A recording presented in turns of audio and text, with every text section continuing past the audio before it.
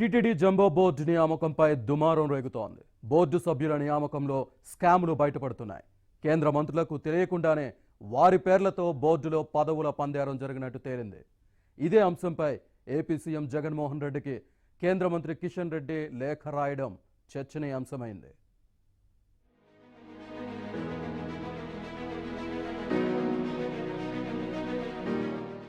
తిరుపతి దేవస్థానం jumbo పాలక మండలి నియామకం అంశం కొత్త మలుపు తిరిగింది. కేంద్ర మంత్రి కిషన్ రెడ్డి పేరు ఉపయోగించి ఓ వ్యక్తికి టీటీడీ బోర్డులో పదవి ఇచ్చినట్టు తేలింది. ఈ వ్యవహారంపై కిషన్ రెడ్డి తీవ్ర ఆగ్రహం వ్యక్తం చేశారు. జగన్ కు లేఖ రాశారు. టీటీడీ ప్రత్యేక ఆహ్వానితుడిగా వై రవిప్రసాద్ పేరును తాను సిఫార్సు చేయలేదని తేల్చి చెప్పారు. వ్యక్తిగతంగా కానీ కేంద్ర పర్యాటక శాఖ తరపున కానీ ఎవరి పేరును సూచించలేదని స్పష్టం చేశారు. తన పేరును దుర్వినియోగం చేయడాన్ని జగన్ కు రాసిన లేఖలో కిషన్ రెడ్డి ఖండించారు. ఈ వ్యవహారంలో జోక్యం చేసుకుని పరిస్థితిని చక్కదిద్దాలని జగన్ కు కిషన్ రెడ్డి సూచించారు.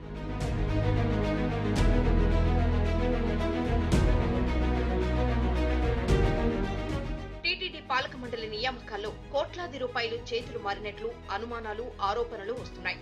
ఇందులో వైసీపీతో పాటు కొందరు ఏపీ బీజేపీ నేతల పాత్ర కూడా ఉన్నట్లు బీజేపీ అధిష్టానానికి ఫిర్యాదులు అందినట్టు తెలుస్తోంది. తాజాగా జరుగుతున్న పరిణామాలను పరిశీలిస్తే టీటీడీ పాలక మండలి నియామకాల్లో పెద్ద కుంభకోణమే జరుగుతుందనే ఆరోపణలకు బలం చేకూరుతోంది. తిరుమల పవిత్రతను, కోట్లాది మంది భక్తుల మనోభావాలు దెబ్బతీసేలా ప్రభుత్వం వ్యవహరిస్తోందన్న విమర్శలు వినిపిస్తున్నాయి. రాష్ట్ర ముఖ్యమంత్రి గారు తీసుకుంటే నిర్ణయం కోట్లాది మంది శ్రీవారి భక్తుల మనోభావాలు కించపరిచే విధంగా, గాయపడే విధంగా ఉంది. మొత్తం కలిపి 81 మంది తిరుమల తిరుపతి దేవస్థానం చరిత్రలో ఇంతమంది సభ్యులతో రావడం ఇదే మొదటిసారి. 5 మందితో మొదలైనటువంటి ప్రస్థానం ఈరోజు 81 మందికి చేరిందంటే ఇది చాలా బాధాకరమైన విషయం. వెంటనే రాష్ట్ర ముఖ్యమంత్రి ఈ 81 మంది ఏ ప్రాతిపదికన వారిని ధర్మకర్తల మండలి సభ్యులుగా తీసుకున్నారో, వారిని ఎవరు ప్రతిపాదించారో పూర్తి స్థాయిలో విచారణ జరిపించి దీని మీద వాస్తవాలు గోవింద భక్తులకి, శ్రీవారి భక్తులకి తెలియాల్సిన బాధ్యత రాష్ట్ర ప్రభుత్వం మీద, రాష్ట్ర ముఖ్యమంత్రి మీద ఉందని చెప్పి రాజకీయ వ్యాపార ప్రయోజనాలతో 81 మందితో జంబో బోర్డు ఏర్పాటు చేయడంపై విపక్షాలు మండిపడుతున్నాయి. టీటీడీ జంబో బోర్డును రద్దు చేసి నియామకాలపై విచారణ జరపాలని కోరుతున్నాయి.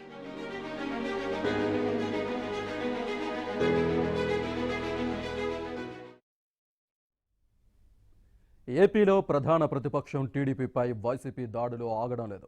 అయ్యన్న పాత్రుడు టార్గెట్గా వైసీపీ నేతలు చెలరేగిపోతున్నారు. నర్సీపట్నంలో అయ్యన్న ఇంటి ముట్టడికి వైసీపీ నేతలు యత్నించారు. ఇక చంద్రబాబు ఇంటిపై దాడిని నిరసిస్తూ టీడీపీ నేతలు గవర్నర్కు ఫిర్యాదు చేశారు. మరోవైపు శుక్రవారం చంద్రబాబు ఇంటి ముట్టడిని అడ్డుకున్న రాజధాని దళిత జేఏసీ నేతపై వైసీపీ కార్యకర్తలు హత్యాయత్నానికి పాల్పడ్డారు.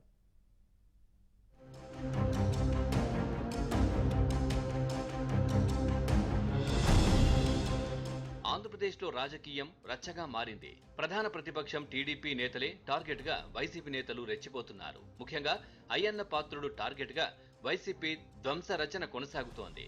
శుక్రవారం చంద్రబాబు ఇంటిపై రాళ్ల దాడికి తెగబడిన వైసీపీ శ్రేణులు ఇవాళ ఏకంగా నర్సీపట్నంలోని అయ్యన్న ఇంటిని ముట్టడించేందుకు యత్నించారు. ఎమ్మెల్యే ఉమాశంకర్ ఆధ్వర్యంలో అయ్యన్న ఇంటికి వైసీపీ కార్యకర్తలు ర్యాలీగా బయలుదేరారు. ముట్టడికి ప్రయత్నించారు. వీరిని మధ్యలోనే పోలీసులు అడ్డుకున్నారు.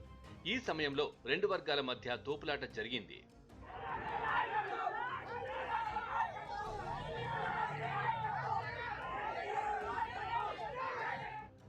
జరిగిన ఘటనపై పోలీసులకు ఎమ్మెల్యే ఉమాశంకర్ ఫిర్యాదు చేశారు. దీనిపై మాజీ మంత్రి అయ్యన్న పాత్రుడు కూడా పోలీసులకు ఫిర్యాదు చేశారు. దాడి చేసిన వారే ఫిర్యాదు చేయడం ఏంటని ప్రశ్నించారు. వైసీపీ టీడీపీ నేతల మధ్య మాటల తూటాలు పేలుతున్నాయి. ఒకరినొకరు బండబూతులు తిట్టుకుంటున్నారు. చెత్త మీద పన్ను వేసాడు కాబట్టి చెత్త నా కొడుకు అన్నాను. చెత్త మీద పన్ను వేస్తాడండి ఎవడన్నా? ఇప్పుడు తొగ్గులకు వేసాడు పన్ను, అలాగే నువ్వు వేస్తున్నావు. ఈ రోజునే మరుగుదొడ్ల మీద పన్ను, ఇవన్నీ వేస్తున్నాడు. మీ ముఖ్యమంత్రికి చెప్పలేక మీరు మా మీద పడితే ఎలాగా? చెప్పండి, మీరు అందరూ మీ ముఖ్యమంత్రికి నచ్చప్పటి తప్పండి సార్, ఇది పేదవాళ్ళ మీద లేని భారం వేస్తున్నాం. కరెంటు బిల్లులు డబల్ పెరిగిపోయింది ఇవాళ. ఎవడు కొట్టుకుంటాడండి కరెంటు బిల్లు? మీరు చేసిన తప్పుడు పనులకి మేము ట్యాక్సులు కట్టమా? ఇవన్నీ మాట్లాడుతూ ఉంటాం. మీరు భయంపించేది మాత్రాన, కేసులు పెట్టినది మాత్రాన, జైల్లో పెట్టినది మాత్రాన మేము మాట్లాడడం ఆగదు, మాట్లాడుతూనే ఉంటాం. అయ్యన్న పాత్రుడిపై వైసీపీ ఎమ్మెల్యే ఎంఎస్ బాబు విరుచుకుపడ్డారు. సీఎం జగన్ గురించి మాట్లాడితే నాలుక కోస్తా, చీరేస్తానంటూ వార్నింగ్ ఇచ్చారు. జగన్ కాలి గోటికి కూడా సరిపోవంటూ దుమ్మెత్తిపోశారు. మా ముఖ్యమంత్రి గారి గురించి అయ్యన్న పాత్ర అంట. అరే పనికిరాని ఎదవా, నువ్వు మా యొక్క ముఖ్యమంత్రి గురించి మాట్లాడేదానికి నీకు ఏం అరుగుతుండదు?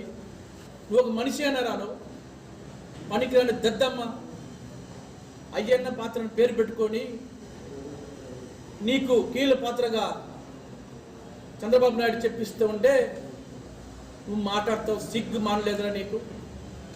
ఎదవా, ఒక మనిషి నువ్వు మా యొక్క నాయకుని గురించి మాట్లాడడానికి నీకు ధైర్యము? ఆయన గురించి మాట్లాడడానికి ఎంత ధైర్యం ఉండాలా నీకు? ఒక మా ముఖ్యమంత్రి గురించి మాట్లాడతావురా నువ్వు? నేల కోస్తాం నిన్నే. చంద్రబాబు నివాసం దగ్గర జరిగిన ఘటనపై టీడీపీ నేతల బృందం గవర్నర్కు ఫిర్యాదు చేసింది. రాజ్భవన్లో గవర్నర్ అందుబాటులో లేకపోవడంతో ఆయన కార్యదర్శికి టీడీపీ నేతలు వినతిపత్రం ఇచ్చారు. వైసీపీ నేతలు దాడికి పాల్పడుతున్న దృశ్యాల సీసీటీవీ ఫుటేజ్ని కూడా వినతిపత్రంతో పాటు గవర్నర్ కార్యదర్శికి సమర్పించినట్లు టీడీపీ నేత వర్ల రామయ్య తెలిపారు. డీజీపీకి వినతిపత్రం ఇచ్చినా చెత్తబుట్టలో వేస్తారని, ఉపయోగం లేదని ఆయన చెప్పారు. మమ్మల్ని పోనిస్తారా సీఎం ఇంటికి? ఇప్పుడు వెళ్తాం మేము, సీఎం ఇంటికి పోనిస్తారా? మెడబెట్టుకొని నెడతాడు ఆ కుర్రాడు, యంగ్ బాయ్ లాగా కనపడుతున్నాడు, ఎగిరి మమ్మల్ని వ్యాన్లో పడేస్తాడు. మరి ఆ ఆడట్లు వచ్చాడండి? పైగా అతను రౌడీ ఎలిమెంట్, అన్సోషల్ ఎలిమెంట్. అతను ఎలా వచ్చాడు? వయ్యో అలౌడ్ హిమ్. ఇక ఏముంది లా అండ్ ఆర్డర్ ఈ రాష్ట్రంలో? బొంద ఏమి లా అండ్ ఆర్డర్ ఉంది? ఏం చేస్తున్నారు పోలీసులు? వైసీపీపై టీడీపీ నేత పీతల సుజాత తీవ్ర విమర్శలు చేశారు. డీజీపీ అధికార పార్టీకి కొమ్ము కాస్తున్నారని ఆమె మండిపడ్డారు. ఈ రోజున వైసీపీ నాయకులు గోండాల్లా తయారైపోయి ఈ రోజున రాష్ట్రంలో అరాచకాలు సృష్టిస్తారా? చంద్రబాబు నాయుడు గారి ఇంటి మీద దాడి చేస్తారా? చంద్రబాబు నాయుడు గారిని ఏం చేయాలనుకుంటున్నారు జగన్మోహన్ రెడ్డి గారు? మీ నాయకులతో చంద్రబాబు నాయుడు గారి ఇంటి మీద దాడి చేపిస్తారా? దీనికి పూర్తి నైతిక బాధ్యత జగన్మోహన్ రెడ్డి గారు వహించాలి. సీఎం జగన్ దుర్మార్గమైన పాలన సాగిస్తున్నారని దేవినేని ఉమా మండిపడ్డారు. బుద్ధి జ్ఞానం ఉందండి ప్రభుత్వానికి. అరాచక శక్తులేమో మీడియాలో మాట్లాడుతా అక్కడ దంచుతా ఉన్నారు. మీడియా మీటింగ్లో అరగంట తర్వాత వచ్చిన పోలీసులు మా నాయకుల్ని, మా కార్యకర్తలను కొట్టారు నిన్న లాఠీలతో. ఇదెక్కడ? ఎంత అరాచకమా, ఎంత దుర్మార్గమా? ఈరోజు విశాఖపట్నంలో, నర్సీపట్నంలో జరిగిన సంఘటనలు కూడా మాట్లాడిన భాష కానీ చాలా దుర్మార్గంగా ఉంది. అమరావతి దళిత జేఏసీ నాయకుడు పులిచిన్నపై కర్రలతో దాడి చేశారు. చంద్రబాబు ఇంటి ముట్టడి ఘటనకు వ్యతిరేకంగా పులిచిన్న మీడియాతో మాట్లాడారు. దీంతో అతనిపై కక్ష పెంచుకున్న జోగి రమేష్ అనుచరులు దాడికి పాల్పడ్డట్లు ఆరోపణలు వినిపిస్తున్నాయి. మరోవైపు పులిచిన్నను టీడీపీ నేత వర్ల రామయ్య పరామర్శించారు.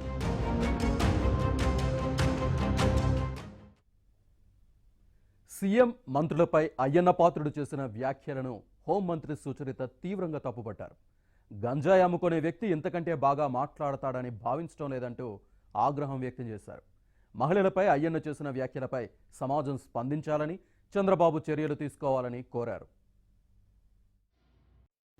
హోంమంత్రికి ఒక పోలీసు అని సెల్యూట్ కొడుతున్నాడండి. మామూలు పోలీసు సెల్యూట్ కొడుతున్నాడు హోంమంత్రికి. ఎందుకు మరి సంక్రాంతానికి హోంమంత్రి మనకి?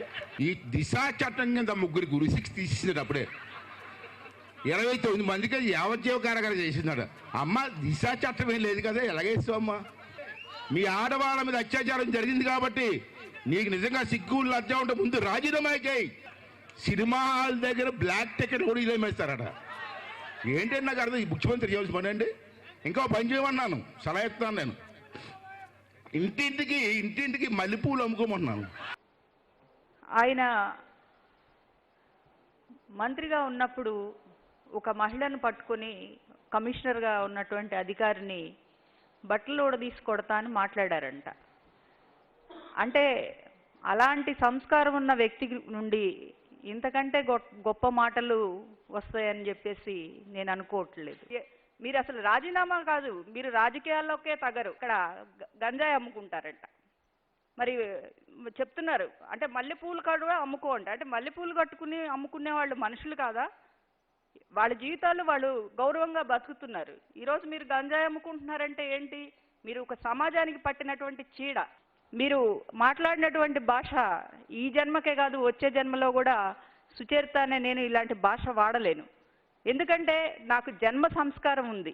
చూస్తున్నారు మీరు రాష్ట్రంలో దిక్కుమాలిన కొడుకులు పరిపాలిస్తున్నారు. అసలు ముఖ్యమంత్రి ఏంటో తెలిసే వీళ్ళకి, ఈ గాడిదలకి ఈ ముఖ్యమంత్రి కాడ బుద్ధి ఉందండి? అసలు ముఖ్యమంత్రినా? మంతప్పయ్య జైల్లో ఉండి చెప్పకూడదు తిన్నాం నా కొడుకుని తీసుకొచ్చి ముఖ్యమంత్రి చేస్తాం మనం. ఈవేళ ఈ ముఖ్యమంత్రి వచ్చిన తర్వాత 300 మహిళల మీద ఈ ఘోరాలు జరిగాయి. ఏమ్మా హోమ్ మినిస్టర్ గారు, మీకు బాధ అనిపించలేదా? మీద పొందేసిన చెత్తనాడు కాకపోతే మంచి కొడుకు అంటామండి. ఇంగ్లీష్లో ట్రాన్స్లేట్ చేస్తే నా కొడుకు అంటే మై సన్ అని అర్థం. క్రిస్టియన్ చర్చిల్లో చూడండి, ఫాదర్ గారు ఆశీర్వదించారు, my son my son my son.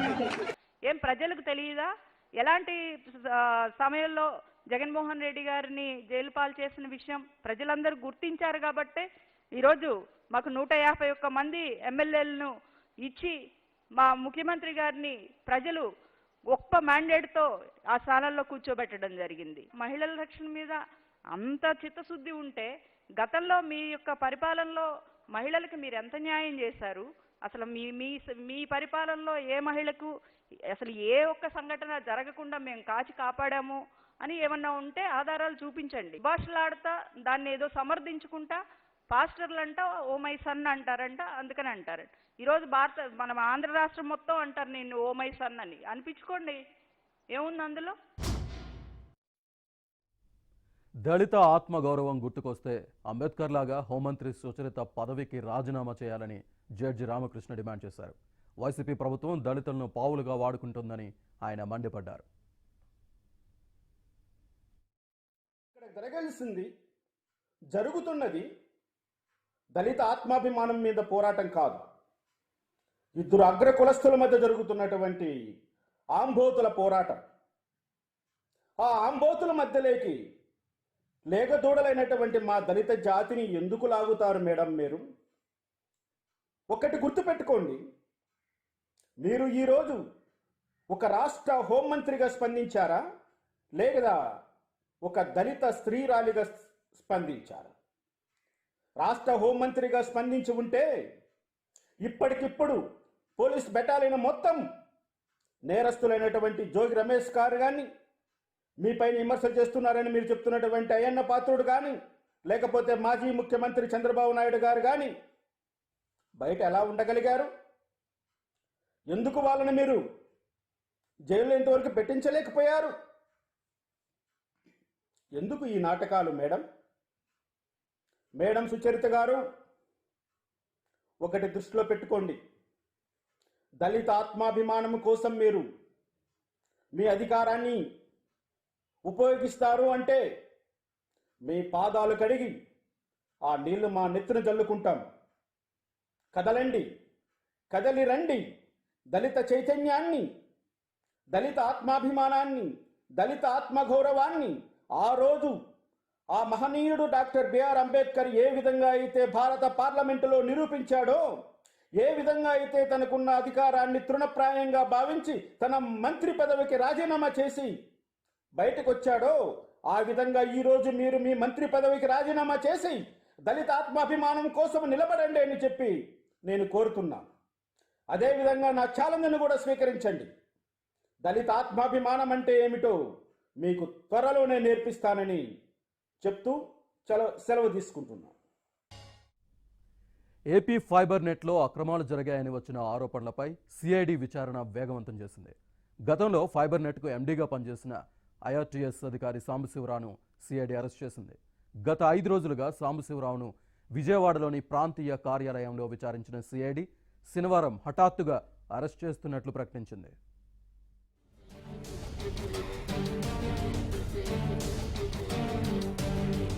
Telugu Desam ప్రభుత్వ హయాంలో 149కే ఫోన్, ఇంటర్నెట్, కేబుల్ కనెక్షన్ ఇచ్చేందుకు ఏపీ ఫైబర్ నెట్ ను ఏర్పాటు చేశారు. ఏపీలోని అన్ని జిల్లాల్లో ఈ ఫైబర్ నెట్ ను అమలు చేసేందుకు ప్రయత్నించారు.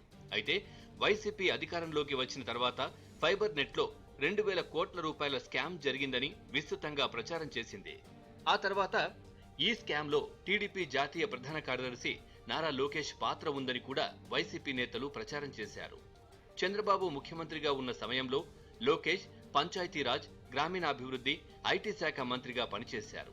ఆయనకు ఈ ఫైబర్ నెట్ తో సంబంధం లేదని ఆ తర్వాత అధికారులు తేల్చారు. ఏపీ ఫైబర్ నెట్లో అక్రమాలు జరిగాయని, దీనిపై విచారణ జరపాలని ప్రభుత్వం ఆదేశించింది. ఫైబర్ నెట్లో అక్రమాలు జరిగాయంటూ వచ్చిన ఆరోపణలపై ప్రభుత్వంలోని కొంతమంది ఉన్నతాధికారులు, ఫైబర్ నెట్ అధికారులు విచారణ నిర్వహించి ప్రభుత్వానికి నివేదించారు. దీనిపై ప్రభుత్వం సిఐడి విచారణకు ఆదేశించింది. ప్రభుత్వ ఆదేశాల మేరకు ఏపీ సిఐడి కేసు నమోదు చేసింది. ఇందులో మంగళగిరిలోని సిఐడి పోలీస్ స్టేషన్లో దాఖలు చేసిన ఎఫ్ఐఆర్లో మొత్తం 19 మందిని నిందితులుగా పేర్కొన్నారు.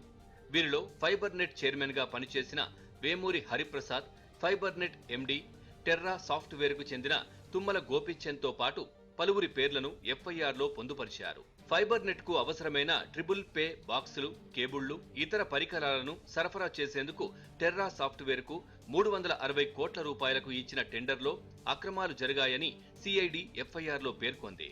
టెర్రా సాఫ్ట్వేర్ ను బ్లాక్ లిస్ట్ లో ఉన్నప్పటికీ హరిప్రసాద్, ఎండి సాంబశివరావు ఆదేశాల మేరకు ఆయనను టెర్రా సాఫ్ట్వేర్ ను బ్లాక్ లిస్ట్ నుంచి తొలగించి కాంట్రాక్టు ఇచ్చారని సిఐడి ఆరోపించింది. అర్హత లేకున్నా టెర్రా సాఫ్ట్వేర్ కు కాంట్రాక్టు ఇవ్వడం చట్ట విరుద్ధమని, సుమారు 150 కోట్ల రూపాయల మేర అక్రమాలు జరిగాయని సిఐడి పేర్కొంది. సిఐడి దాఖలు చేసిన ఎఫ్ఐఆర్ పై వారం రోజుల క్రితం విచారణకు హాజరు కావాల్సిందిగా వేమూరి హరిప్రసాద్, కె సాంబశివరావు, తుమ్మల గోపీచంద్కు నోటీసులు జారీ చేసింది.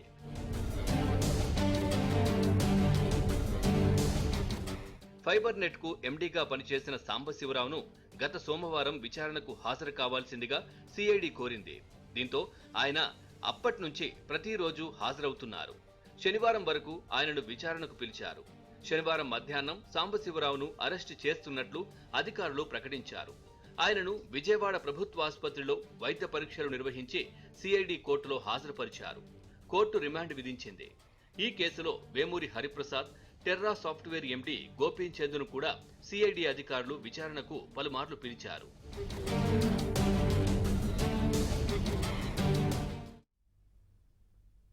ఫైబర్ నెట్ కేసు కుట్రలో ప్రధాన పాత్రధారి సీఎం జగనేనని టీడీపీ నేత పట్టాభి ఆరోపించారు.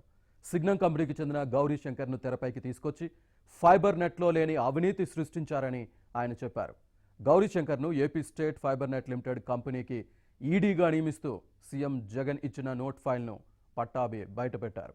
గౌరీశంకర్తో అబద్ధాలు చెప్పించి ఫైబర్ నెట్పై బురద చల్లుతున్నారని పట్టాభి మండిపడ్డారు. సాంబశివరావు అరెస్ట్ను ఆయన ఖండించారు. సీఎం జగన్కు సిఐడి నోటీసులు ఇవ్వాలని డిమాండ్ చేశారు. ప్రజలందరికీ తెలియజేస్తున్నాం, ఈ ఫైబర్ నెట్ కుట్రలో ప్రధాన పాత్రధారి ఈ రాష్ట్ర ముఖ్యమంత్రి వైఎస్ జగన్మోహన్ రెడ్డి.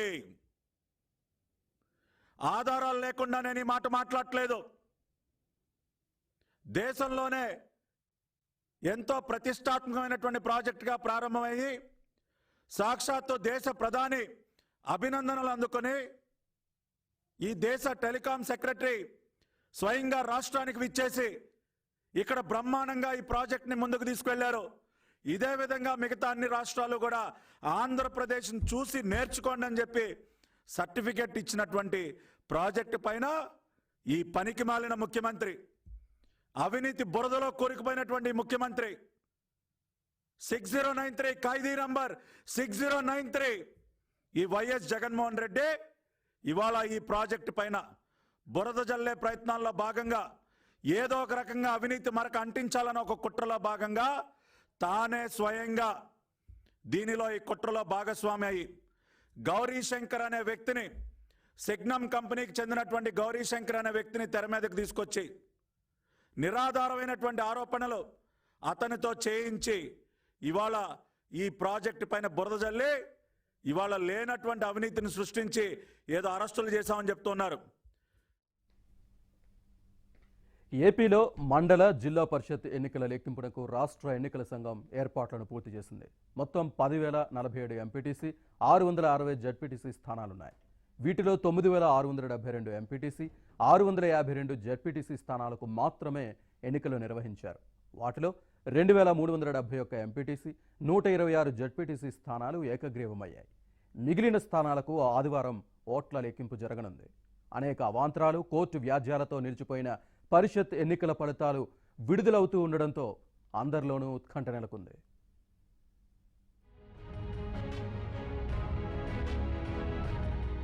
ఏపీలో మరోసారి ఎన్నికల వేడి రాజుకుంది. సుప్రీంకోర్టు మార్గదర్శకాలను పాటించకుండా ఎన్నికల నిర్వహణకు అతి తక్కువ సమయం ఇవ్వడంతో పలువురు అభ్యర్థులు, రాజకీయ పార్టీలు ఎస్సీసీ నిర్ణయంపై హైకోర్టును ఆశ్రయించాయి. దీంతో హైకోర్టు సింగిల్ బెంచ్ ఫలితాల ప్రకటనను నిలిపివేసి ఎన్నికల ప్రక్రియను రద్దు చేసింది. తరువాత ఈ పిటిషన్ను విచారించాల్సిందిగా ప్రభుత్వం, ఎస్సీసీ డివిజన్ బెంచ్కు వెళ్లారు. ఇరువైపులా వాదనలు విన్న ధర్మాసనం పరిషత్తు ఎన్నికల ఫలితాల వెల్లడికి గ్రీన్ సిగ్నల్ ఇచ్చింది. దీంతో ఆదివారం ఓట్ల లెక్కింపునకు ఏర్పాట్లు చేయాలని రాష్ట్ర ఎన్నికల అధికారి నీలం సాహ్ని కలెక్టర్లకు ఆదేశాలు జారీ చేశారు.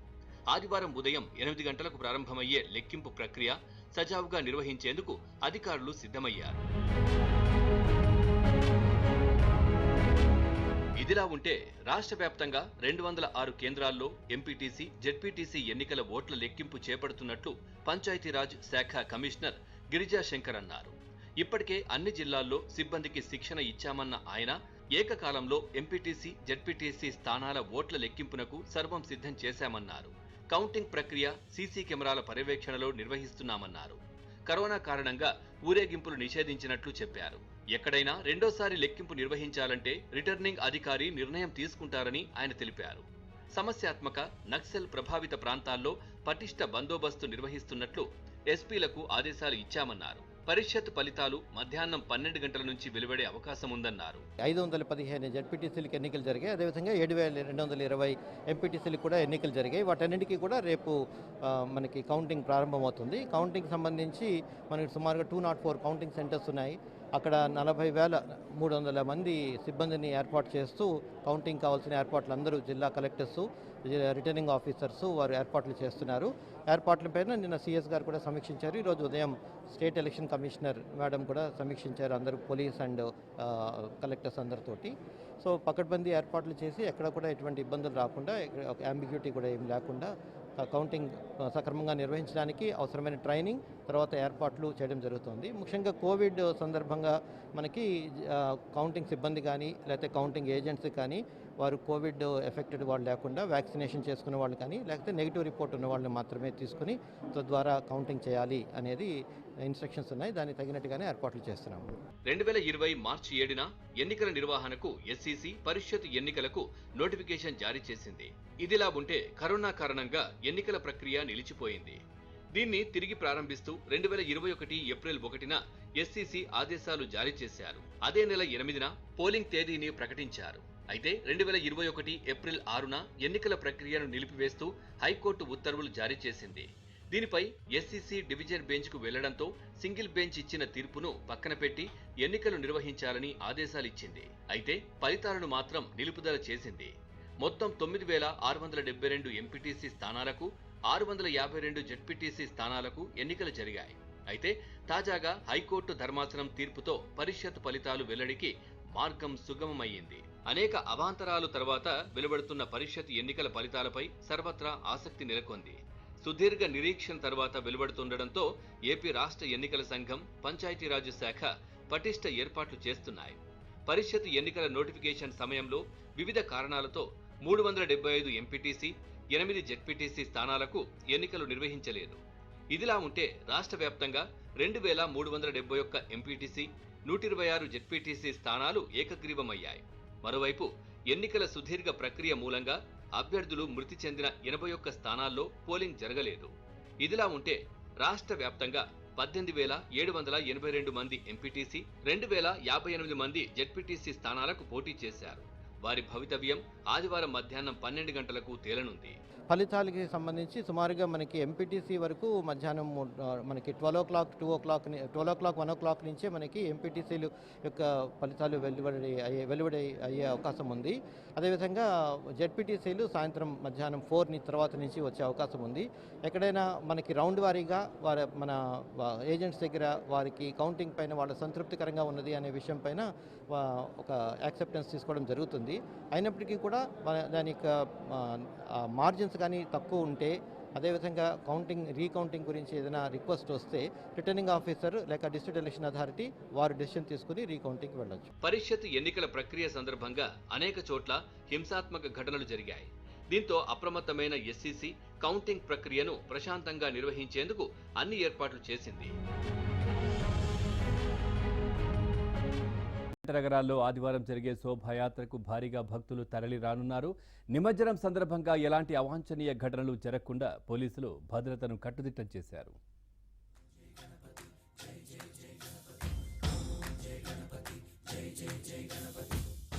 హైదరాబాద్ లో గణేష్ నిమజ్జనానికి ఏర్పాట్లు పూర్తయ్యాయి. 9 రోజుల పాటు పూజలందుకున్న వినాయక విగ్రహాలు ఆదివారం నిమజ్జనానికి తరలనున్నాయి. జంట నగరాల్లో జరిగే శోభయాత్రకు భారీగా భక్తులు రానున్నారు. నగరంలో శాంతి భద్రతలకు భంగం కలగకుండా పోలీసులు కట్టుదిట్టమైన చర్యలు తీసుకుంటున్నారు. సుప్రీంకోర్టు రాష్ట్ర ప్రభుత్వ ఆదేశాలకు అనుగుణంగా నగరంలో నిమజ్జనానికి దాదాపు ఏర్పాట్లు పూర్తి చేసినట్టు అధికారులు తెలిపారు. ట్యాంక్ బండతో పాటు నగర శివార్లలోని 14 చెరువుల్లో నిమజ్జనానికి అధికారులు ఏర్పాట్లు చేశారు. భక్తుల కోసం 5 లక్షల మాస్కులను పంపిణీ చేయనున్నారు.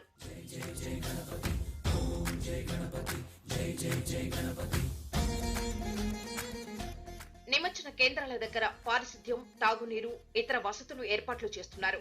ట్యాంకు బండ దగ్గర 33 క్రేన్లు, ఎన్టీఆర్ మార్గులో 11 క్రేన్లు, ఇతరత్ర వాహనాలతో విస్తృత ఏర్పాట్లు చేశారు.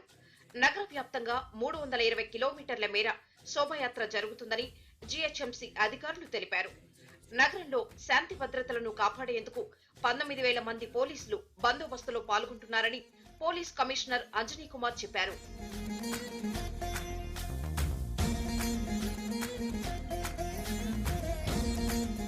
ఖైరతాబాద్ శ్రీ పంచముఖ రుద్ర మహాగణపతి నిమజ్జనానికి ఏర్పాట్లు మొదలయ్యాయి. ఇక గణేష్ నిమజ్జనం దృష్ట్యా హైదరాబాద్ లో పోలీసులు ట్రాఫిక్ ఆంక్షలు విధించారు. ఆదివారం ఉదయం 6 గంటల నుంచి సోమవారం ఉదయం వరకు ట్రాఫిక్ ఆంక్షలు అమల్లో ఉంటాయి. శనివారం అర్ధరాత్రి నుంచే అంతరాష్ట్ర జిల్లాల నుంచి లారీల ప్రవేశాలపై నిషేధం విధిస్తున్నట్లు అధికారులు వెల్లడించారు. నిమజ్జనం దృష్ట్యా నగరంలో తిరిగే ఆర్టీసీ బస్సులను సైతం పలు చోట్ల దారి మళ్లిస్తున్నామన్నారు. విమానాశ్రయం, రైల్వే స్టేషన్లకు వెళ్లే ప్రయాణికులకు ప్రత్యామ్నాయ మార్గాల్లో వెళ్లాలని ట్రాఫిక్ పోలీసులు సూచించారు.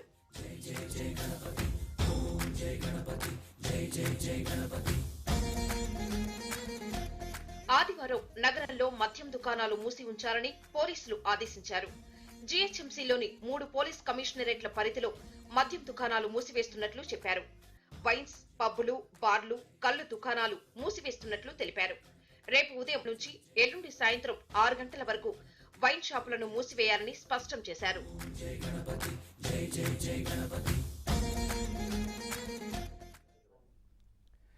డ్రగ్స్ కేసులో తనపై వస్తున్న ఆరోపణలపై మంత్రి కేటీఆర్ సంచలన వ్యాఖ్యలు చేశారు. తనపై ఆరోపణలు బాధ కలిగించాయన్నారు. డ్రగ్స్ పరీక్షలకు తాను సిద్ధమని, రాహుల్ సిద్ధమా అంటూ సవాల్ విసిరారు.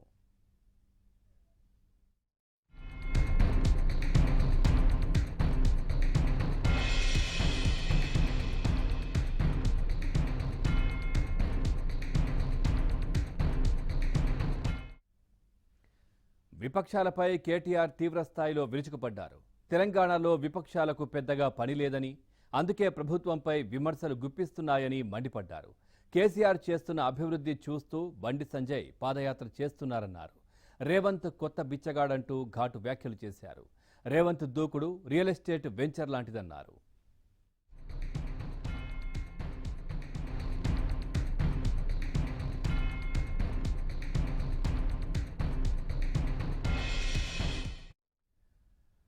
మంత్రి కేటీఆర్కు గ్రీన్ ఛాలెంజ్ తరహాలో వైట్ ఛాలెంజ్ విసిరారు TPCC chief Revanth Reddy. Drugs పరీక్షలకు సంబంధించి తాను శాంపిల్స్ ఇస్తానని, కేటీఆర్ శాంపిల్స్ ఇవ్వడానికి సిద్ధమా అని రేవంత్ సవాల్ చేశారు.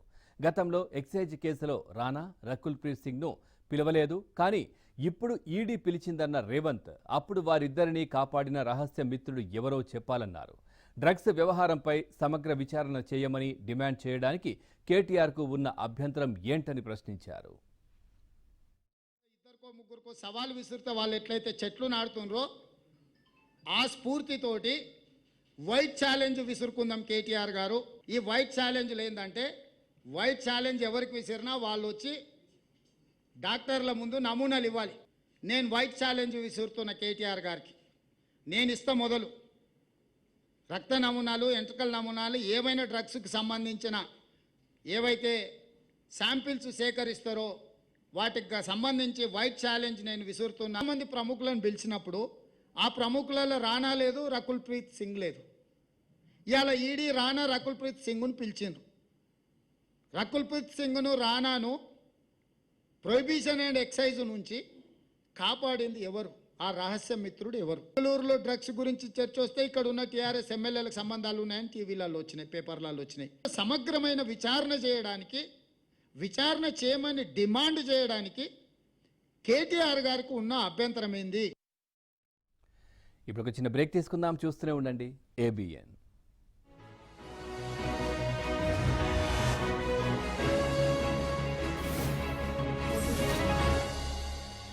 Arul University.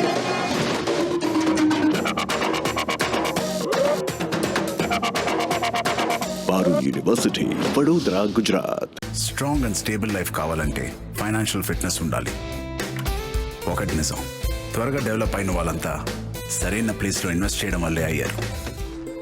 దానికి పెద్దవాళ్ళ ఆశీర్వాదం కూడా ఉంటే ఇక సక్సెస్ మందే. సువర్ణ భూమి, తరతరాలకు జరగని చిరునామా. ఏంటి కర్నూలు సార్, ఏనా మండిపోతుందా?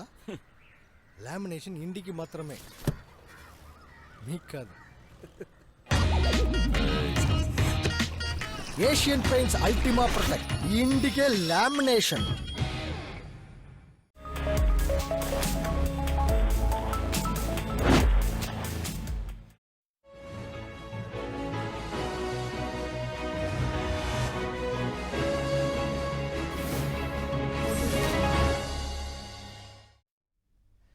శ్రీరామానుజాచార్య సహస్రాబ్ది సమారోహానికి హాజరు కావాల్సిందిగా ప్రధాని మోదీని చిన్నజీయర్ స్వామి ఆహ్వానించారు. ఈ మహోత్సవాలకు అతిరథ మహారథులను ఆహ్వానించేందుకు త్రిదండి చిన్నజీయర్ స్వామి ఢిల్లీలో పర్యటిస్తున్నారు. ఇందులో భాగంగా సమతామూర్తి విగ్రహావిష్కరణకు హాజరు కావాలని ప్రధానమంత్రి నరేంద్ర మోదీని కోరారు. ప్రధానిని స్వయంగా కలిసి ఆహ్వాన పత్రికను అందించారు.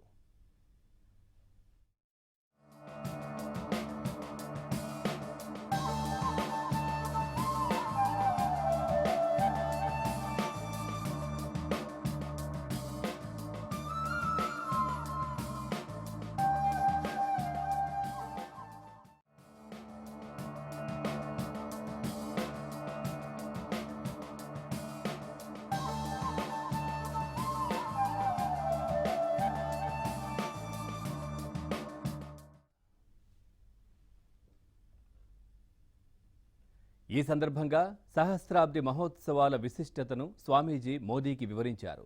216 అడుగుల రామానుజాచార్య పంచలోహ విగ్రహం రూపొందించామని, ఆవిష్కరణ కార్యక్రమానికి తప్పనిసరిగా హాజరు కావాలని కోరారు.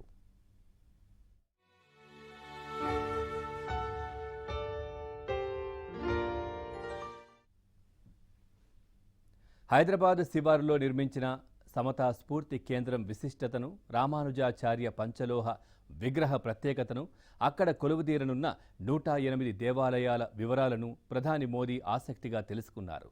ప్రపంచ శాంతి కోసం చిన్నజీయర్ స్వామి చేస్తున్న ఈ ప్రయత్నాన్ని అభినందించిన ప్రధాని మోదీ విగ్రహ ఆవిష్కరణకు తప్పక వస్తానని హామీ ఇచ్చారు.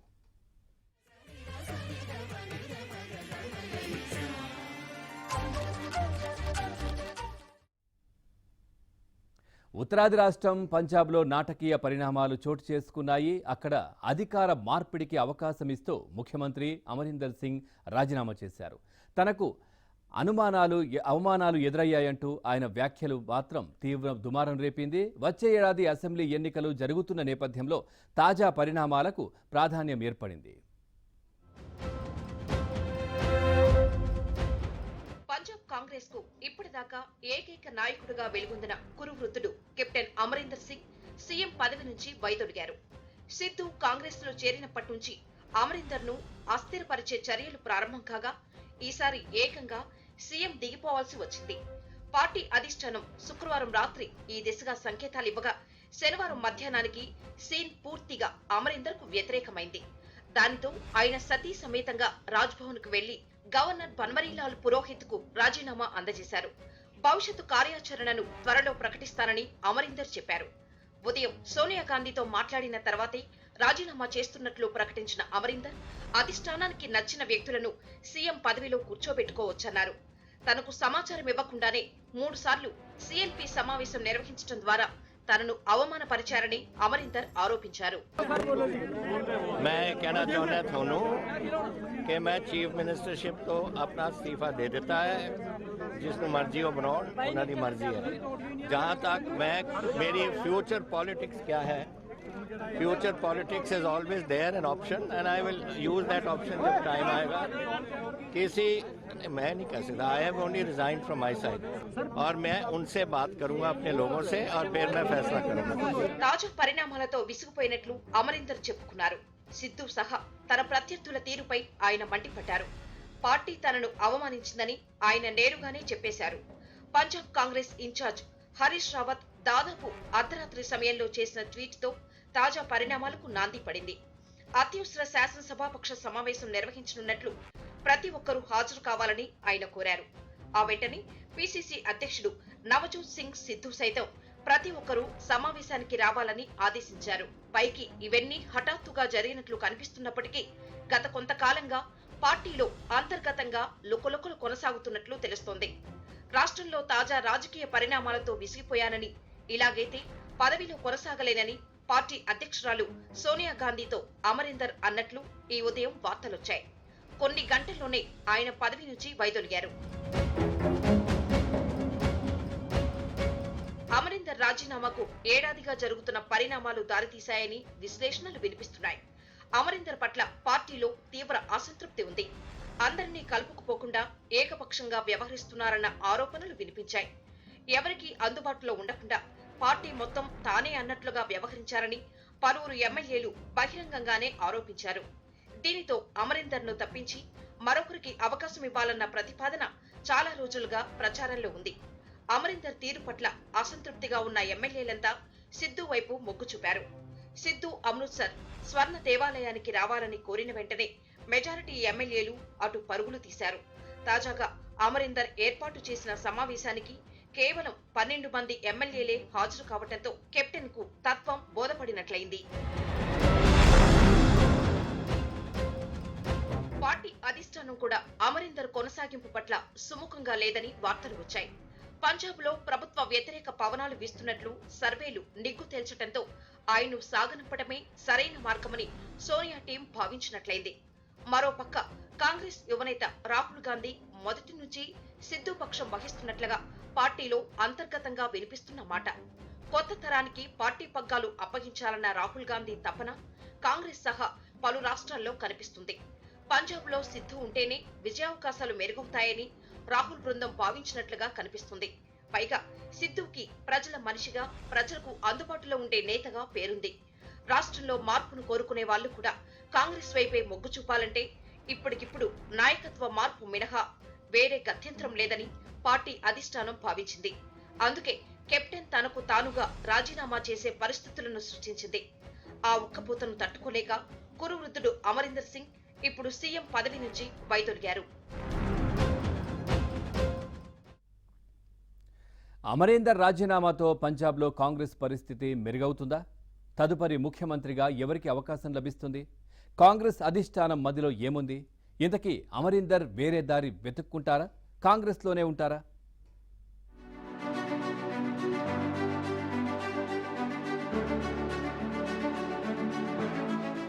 పంజాబ్ సమస్య వెంటనే పరిష్కారమైనట్లుగా కనిపించడం లేదు. కాంగ్రెస్ మార్పు రాజకీయం అక్కడ కొట్టొచ్చినట్టు కనిపించింది. అమరీందర్ రాజీనామా సమర్పించిన వెంటనే గవర్నర్ బన్వరీలాల్ పురోహిత్ దాన్ని ఆమోదించారు. ఆ పని జరిగినంత ఈజీగా కొత్త సీఎం ఎంపిక కుదరలేదు.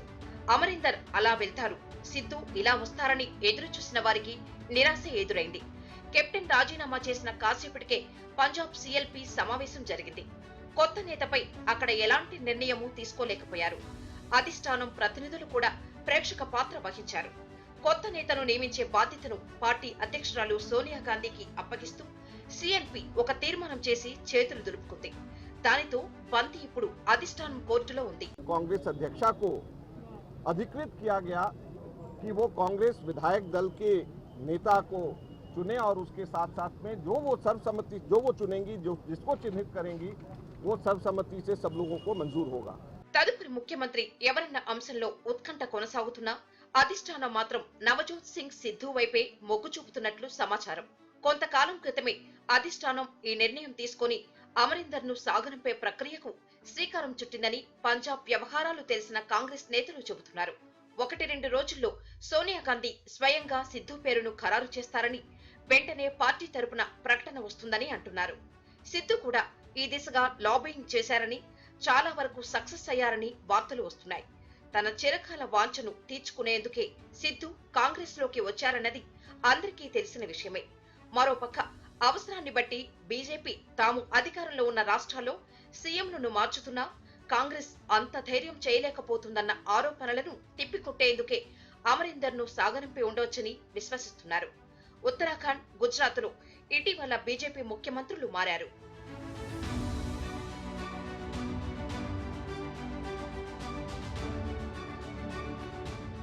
పంజాబ్ తాజా పరిణామాల నేపథ్యంలో అమరీందర్ సింగ్ వేరే దారి వెతుక్కుంటున్నారన్న ప్రచారం ఊపందుకుంది. తనను ఇంతగా అవమానపరిచిన పార్టీలో ఇంకా కొనసాగాలా అన్న ప్రశ్న ఇప్పుడు అమరీందర్ మదిలో మొదలవుతుంది. గుజరాత్లో విజయ్ రూపానీని బీజేపీ సాగనంపిన పరిస్థితులు వేరని, తనను పనిగట్టుకుని పంపేశారని అమరీందర్ తన సన్నిహితుల వద్ద వాపోయారు. గతంలో మధ్యప్రదేశ్ కాంగ్రెస్ నేత జ్యోతిరాదిత్య సింధియా బీజేపీలో చేరి కేంద్ర మంత్రి పదవిని చేపట్టినట్లుగానే తాను కూడా ప్రయత్నించాలని అమరీందర్ భావిస్తున్నట్లు సమాచారం. బీజేపీ వైపు నుంచి సానుకూల సంకేతాలు వచ్చాయని చెబుతున్నారు. సిద్ధుపై అమరీందర్ సంచలన వ్యాఖ్యలు చేశారు. ఆయన సీఎం అయితే దేశ భద్రతకే ముప్పంటూ ప్రచారం మొదలుపెట్టారు. इसको फेस रखेंगे for chief minister of Punjab, I will oppose him because ये नेशनल सिक्योरिटी का मसला है और मैं जानता हूं कि ये पाकिस्तान के साथ कैसा इसकी उलझन है और I will not in any way Pakistan के रिजर्वेशन। इसका दोस्त है मिस्टर प्राइम मिनिस्टर जो है इमरान खान, जनरल बाजवा के साथ इसकी दोस्ती है एंड मेरा यहाँ डेली पाकिस्तान से आते हैं ये ड्रोन्स, कितने हथियार आ गए, कितने एक्सप्लोसिव्स आ गए, कितने ग्रेनेड्स आ गए, कितने पिस्टल्स आ गए, राइफल AK-47। సిద్ధుకి పాలన అనుభవం లేదని, ఒక్కసారి మంత్రిగా పనిచేసి చేతగాక రాజీనామా సమర్పించారని అమరీందర్ విశ్లేషించారు. సిద్ధు సీఎం కావటాన్ని తాను వ్యతిరేకిస్తానని అమరీందర్ ప్రకటించేశారు.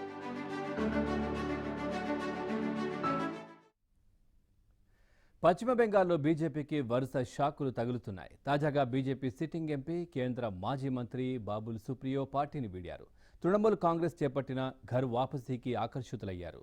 టీఎంసీ జాతీయ ప్రధాన కార్యదర్శి అభిషేక్ బెనర్జీ, ఆ పార్టీ ఎంపీ డెరెక్ ఓబ్రాయ్ సమక్షంలో పార్టీ కండువాను బాబుల్ సుప్రియో కప్పుకున్నారు. పార్టీలోకి బాబుల్ను సాధారణంగా ఆహ్వానిస్తున్నట్లు ట్విట్టర్లో ప్రకటించింది.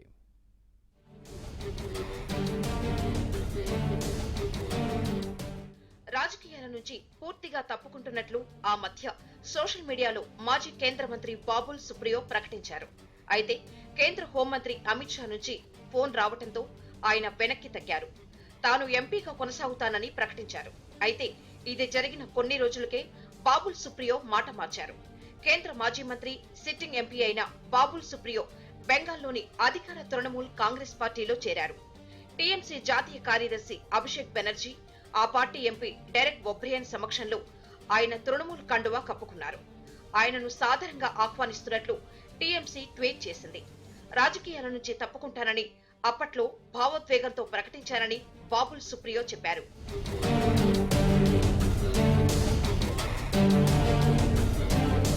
పశ్చిమ బెంగాల్ అసెంబ్లీ ఎన్నికల్లో బీజేపీ ఓటమి తర్వాత కమలం పార్టీ నుంచి టీఎంసీలోకి వలసలు పెరిగాయి. ఎన్నికలకు ముందు మమతా బెనర్జీకి షాక్ ఇచ్చి కమలం పార్టీలో చేరిన చాలా మంది నేతలు మళ్లీ సొంత గూటికి వచ్చేందుకు ఆసక్తి చూపుతున్నారు. ఇక బీజేపీ టికెట్ మీద గెలిచిన వారు కూడా టీఎంసీలో చేరుతున్నారు. ఇంకా చాలా మంది క్యూలో ఉన్నారని టీఎంసీ నేతలు చెబుతున్నారు. ఇప్పటి వరకు 4 ఎమ్మెల్యేలు, 1 ఎంపీ గెలిచిన తృణమూల్ కాంగ్రెస్ పార్టీలో చేరారు. రాష్ట్రంలో భవానీపూర్ సహా 3 అసెంబ్లీ స్థానాలకు ఎన్నికలు జరుగుతున్నాయి. బీజేపీ స్టార్ క్యాంపెయినర్ల జాబితాలో బాబుల్ పేరు కూడా ఉంది. ఈ నేపథ్యంలో బీజేపీకి గుడ్ బై చెప్పడం గమనార్హం.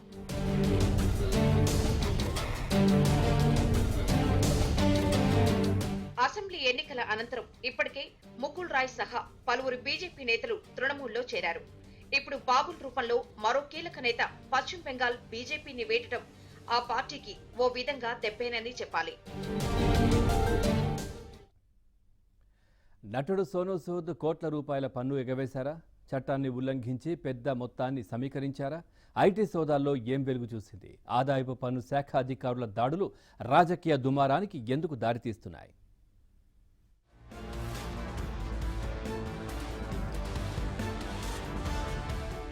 కరోనా కాలంలో వలస కార్మికులకు సాయం చేసి రియల్ హీరోగా మన్ననలు పొందిన నటుడు సోనూ సూద్. అయితే ఇప్పుడు వరుసగా 3 రోజుల పాటు ఆయన ఇల్లు, కార్యాలయాల్లో ఐటీ శాఖ అధికారులు తనిఖీలు చేయడం దేశవ్యాప్తంగా పెద్ద చర్చకు దారితీసింది. ముంబైలోని ఆయన నివాసంతో పాటు లక్నో, కాన్పూర్, జైపూర్, ఢిల్లీ, గురుగ్రామ్లోని 28 ప్రాంగణాల్లో ఆదాయపు పన్ను శాఖ అధికారులు సోదాలు జరిపారు.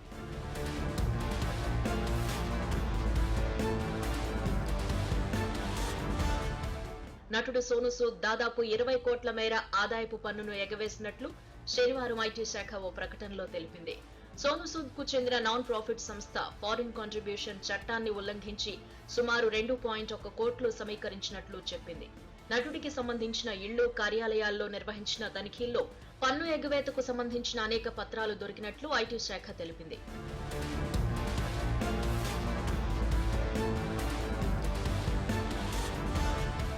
చారిటీ ఫౌండేషన్ సంస్థను గతేడాది జూలైలో సోనూ సూద్ ప్రారంభించారు. అయితే ఈ ఏడాది ఏప్రిల్ వరకు ఆ సంస్థ 20 కోట్లు విరాళాల రూపంలో సేకరించినట్లు తెలుస్తోంది. దీంట్లో ఇప్పటి వరకు 1.9 కోట్లను ఖర్చు చేశారు. మరో 17 కోట్లు ఆ సంస్థ బ్యాంక్ అకౌంట్లోనే ఉన్నాయి. సోనూ సూద్ నివాసాలు, కార్యాలయాలపై జరిగిన సోదాల్లో 1.8 కోట్ల నగదును ఐటీ అధికారులు స్వాధీనం చేసుకున్నారు. 11 లాకర్లను స్తంభింపచేశారు.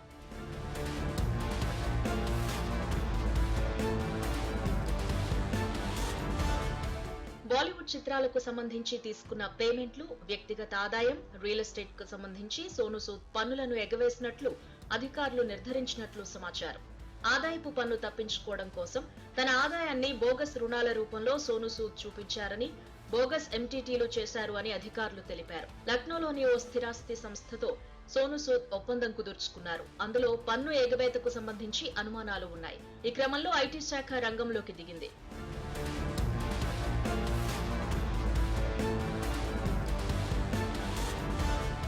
సోనూ సూద్ పై కేంద్రంలోని బీజేపీ కక్ష కట్టిందని, అందుకే ఐటీ దాడులు చేయిస్తోందంటూ శివసేన అధికార పత్రిక సామ్నా ఓ కథనాన్ని ప్రచురించింది. విపక్షాలు కూడా కేంద్రం తీరుపై మండిపడుతున్నాయి. ఇటీవల సోనూ సూద్ ఢిల్లీ ముఖ్యమంత్రి అరవింద్ కేజ్రీవాల్ తో భేటీ అవడంతో ఆయన రాజకీయాల్లోకి వస్తున్నారన్న చర్చ జరిగింది. ఈ నేపథ్యంలో ఐటీ శాఖ దాడులు చర్చనీయాంశమయ్యాయి. కోవిడ్ నిర్వహణలో కేంద్రం తీరు సూటిగా, పారదర్శకంగా లేదా? మోదీ సర్కార్కు కావాల్సినట్లు అధ్యయన ఫలితాలను ఐసీఎంఆర్ మార్చేసిందా? రాజకీయ ప్రయోజనాల కోసం వాస్తవాలను మరుగున పెట్టారా? అమెరికా పత్రికా కథనం ఏం చెబుతోంది?